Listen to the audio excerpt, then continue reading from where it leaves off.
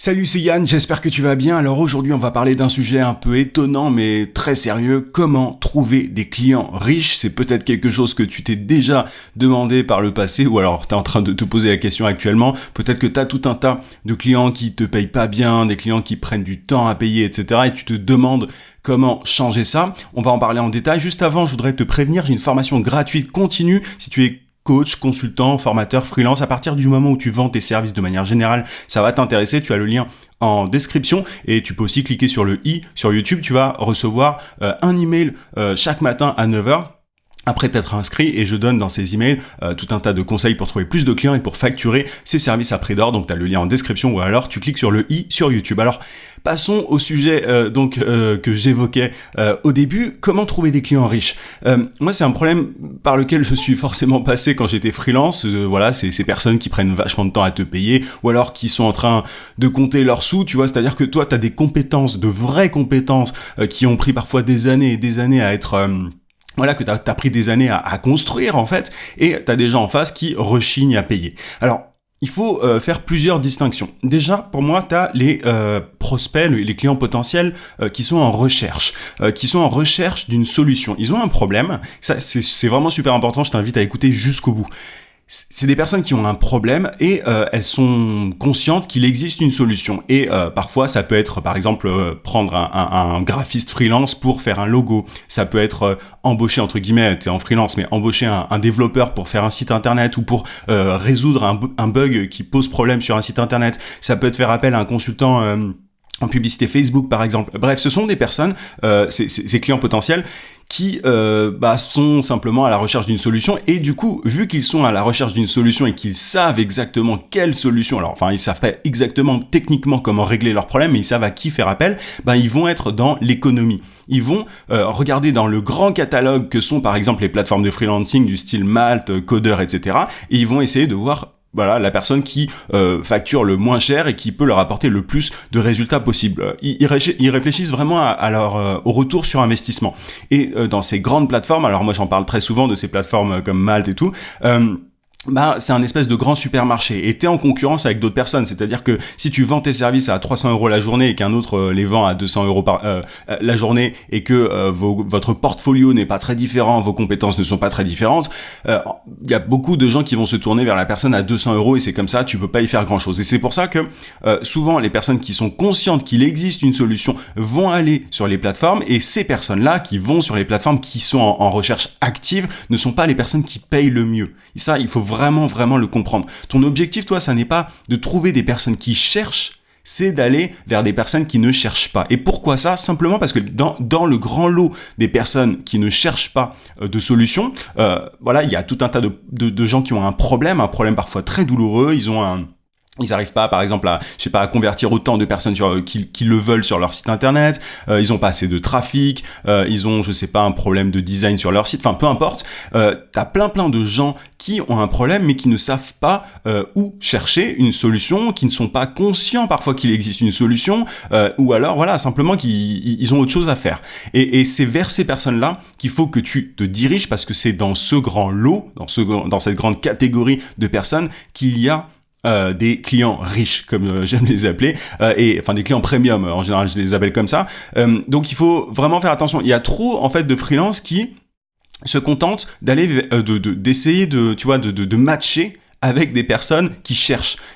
Et l'objectif dans ce cas-là, quand tu cherches à tomber devant les yeux d'une personne qui cherche, c'est de placer ton nom, ton portfolio, etc. au plus d'endroits possible sur les plateformes, et les codeurs, les Malte, bref. Et dans ces personnes-là, tu trouveras rarement, il y a des gens évidemment qui payent très bien dans ce lot de personnes conscientes du problème et conscientes qu'il existe une solution. Il y a forcément, il y a des gens qui payent bien, ça m'est déjà arrivé et tout, mais c'est pas forcément la grande majorité. Ils sont dans une logique de retour sur investissement très voilà, très calculé, il calcule, il regarde un peu tous les portfolios, il y a plein de, ça t'est peut-être déjà arrivé, tu vois, t'as plein de gens qui vont te mettre en concurrence avec d'autres, etc. Quand tu vas vers des gens qui ont un problème et qui n'ont pas conscience qu'il existe une solution ou qui ne cherchent pas de manière générale une solution de façon active, tu vas pouvoir, voilà, créer de la conversation. Il faut créer de la conversation pour aller vers ces gens-là et leur démontrer que tu peux leur apporter de la valeur, que tu peux leur faire gagner de l'argent ou que tu peux leur faire gagner du temps. Et du coup, vu qu'ils n'ont pas de référentiel, vu qu'ils n'ont personne pour comparer à côté, ils sont pas dans ce grand supermarché du freelancing, ils vont accepter tes tarifs même s'ils sont plus élevés que la moyenne. Et c'est ça la clé pour facturer des tarifs vraiment, enfin voilà, pour pratiquer des tarifs premium. Quand la personne, en fait, voilà, tu lui montres que tu peux lui rapporter beaucoup, lui faire gagner du temps, etc., et qu'elle n'a pas de comparatif, hein, d'éléments de comparaison, tu t'es en position de force, entre guillemets. Alors, faut pas en abuser, bien évidemment, il faut facturer en fonction de la valeur ajoutée, de ta valeur ajoutée, de ce que tu peux apporter, etc. Mais c'est dans cette situation-là que tu peux demander des milliers et des milliers d'euros pour tes services, et pas 300 balles la journée comme beaucoup de freelance. Alors, je dis pas que 300 balles c'est rien, mais en tout cas, si tu veux sortir de cette malédiction, entre guillemets, comme j'aime l'appeler, des freelances à 300 euros, il faut être dans cette démarche-là. Donc, il faut aller prospecter. Il faut aller vers les gens, vers des personnes qui n'auraient pas forcément pensé à chercher un prestataire. Il faut aller, par exemple, sur LinkedIn, vers ta cible, vers ton client idéal, par exemple ça peut être un dirigeant de PME, tu vas vers lui et tu vas essayer de créer de la conversation, lui poser des questions, et si tu identifies un intérêt, tu vas pouvoir doucement mener la conversation vers un appel téléphonique, proposer tes services, etc. C'est un long processus, il faut être conscient de ça. Les clients riches, tu vois, t'as pas un site internet, enfin je sais pas à quoi tu t'attendais quand tu regardes, avant de regarder cette vidéo, mais voilà, t'as pas un site internet sur lequel t'as tous les clients riches, t'as pas de plateforme sur laquelle t'as tous les clients riches, parce que par nature une plateforme regroupe des gens qui sont en recherche d'une solution et qui sont dans une logique du coup un peu d'économie, tu vois. Enfin, tu vois ce que je veux dire, c'est vraiment ils sont en train de comparer. Et toi tu ne veux pas d'éléments de comparaison, tu veux être la seule personne qui propose une solution. Et du coup, ce que ça implique tout ça, quand tu dois prospecter, quand tu vas vers les gens qui ne sont pas en recherche active d'une solution, ce que ça implique, c'est qu'il faut que tu sois capable d'identifier un problème. Tu vois, c'est-à-dire que tu dois être capable de savoir, tiens, dans tel secteur, tel type de cible a en général ce problème. Sinon, tu vas passer des années et des années à envoyer des messages à droite à gauche comme beaucoup trop d'indépendants, et tu vas pas réussir à avoir de réponse. Comment est-ce qu'on fait ça ? C'est une question d'expérience. Il faut que tu ailles au début vers des gens, même si tu n'as pas d'idée précise de ta cible pour... En fait, il s'agit de parler, de parler avec tout un tas de gens, et au fur et à mesure, tu vas te rendre compte que, telle personne, elle peut avoir besoin d'optimisation sur son site, telle personne, elle a besoin de plus de trafic et tout. Et au fur et à mesure, tu vas pouvoir établir ton avatar client, tu vas pouvoir déterminer, identifier un client potentiel, idéal, tu vois, qui a de l'argent, qui a un problème que tu peux régler, et là tu vas pouvoir du coup te concentrer sur uniquement sur ce client idéal, tu vois, ce client type idéal. Mais voilà, au début ça passe forcément par une phase un petit peu de tâtonnement, de recherche un peu à droite à gauche, et il y a beaucoup de freelance, beaucoup de consultants, beaucoup d'indépendants qui n'arrivent pas à passer au-delà de ça. Mais c'est parce qu'ils ne font pas assez de volume. Il faut vraiment faire pas mal de volume au début, c'est pas grave si t'es un peu large, et au fur et à mesure, tu vas pouvoir être beaucoup plus fin, beaucoup plus précis par rapport à tout ça. Il y a un élément aussi super important, tu vois, quand t'es dans cette logique en gros d'expert, parce que là tu vois, on parle d'expertise, quand t'es capable d'aller vers quelqu'un et de lui demander s'il a un problème et tomber très juste sur le truc et faire en sorte que la personne se dise tiens, lui ou elle a la solution, tu vois, t'es expert, t'as une position d'expert. Et il y a un autre moyen pour le coup, pas aller vers des clients premium, mais attirer des clients premium, et ce moyen, c'est le fait de créer une marque personnelle.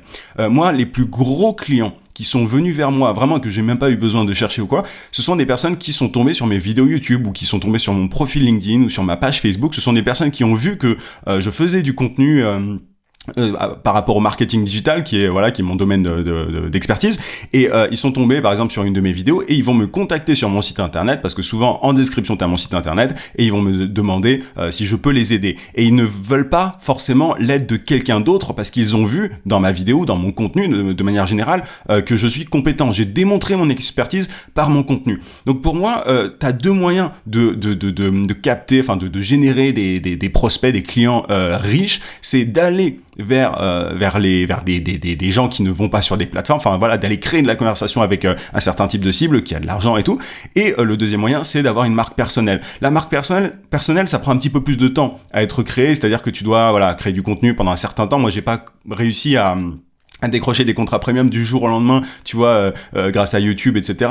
YouTube, ça fait maintenant 3 ans, plus que je crois, plus de 3 ans que j'y suis, et j'ai créé plus de 600 vidéos, etc. Donc ça arrive pas du jour au lendemain, mais il faut vraiment comprendre que à terme, le truc qui va faire que t'as des clients premium qui vont venir vers toi, c'est vraiment ta marque personnelle. Aujourd'hui, moi, je te parlais de YouTube, mais t'as aussi LinkedIn, t'as Facebook et tout, et c'est uniquement grâce à mon contenu. Je sais que je peux, je l'ai déjà fait, là je prends pas de clients actuellement parce que j'ai pas envie de prendre de clients, mais quand j'en prends, je demande un tarif et on me dit oui, parce que, encore une fois, j'ai démontré mon expertise et c'est parce que, et c'est moi en fait, entre guillemets, que les clients en face, les clients potentiels veulent et pas quelqu'un d'autre, tu vois. Donc il faut que tu sortes de cette logique que tu peux retrouver sur Upwork, etc. Au début, c'est bien, il faut aller Upwork, Malte, Coder, j'ai pas de peu importe, pour moi, je les mets toutes dans le même sac. Mais en fait, quand t'es dans un espèce de grand catalogue comme ça, il faut pas s'étonner de tomber sur des gens, tu vois, si t'es dans le Leader Price ou je sais pas quel magasin maintenant propose les tarifs les plus faibles, tu vois. Mais si t'es dans un grand magasin qui promet un petit peu d'avoir de la main d'œuvre pas chère, faut pas s'étonner d'avoir que des clients qui ne sont pas prêts à payer des tarifs premium, tu vois, des gens qui sont près de leurs sous, etc. Donc il faut que tu sortes de ça. Et ça se fait au fur et à mesure, mais je t'invite au début à te contenter, entre guillemets, tant que tu as besoin de payer tes factures, ton loyer, etc. Il faut que tu commences quelque part. Donc si c'est sur les plateformes, pas de problème. Mais sois conscient que tu ne trouveras pas de clients riches, ou en tout cas très très peu sur ces plateformes-là. Et tu devras faire l'effort d'aller vers d'autres personnes sur LinkedIn ou par email. Pour moi, ce sont vraiment les deux, canaux d'acquisition les plus intéressants si tu veux trouver des prospects premium. Et à côté, tu crées du contenu pour développer ta marque personnelle et ensuite pour pouvoir à terme, dans l'année ou les 2 ans ou les 3 ans après, pouvoir attirer des clients premium. Voilà un petit peu ce que je voulais te dire aujourd'hui dans cette vidéo. J'espère que ça t'a plu. Si c'est le cas, n'hésite pas à mettre un gros pouce et à t'abonner à la chaîne si c'est pas déjà fait. Je te souhaite plein de succès. Je te dis à très très vite.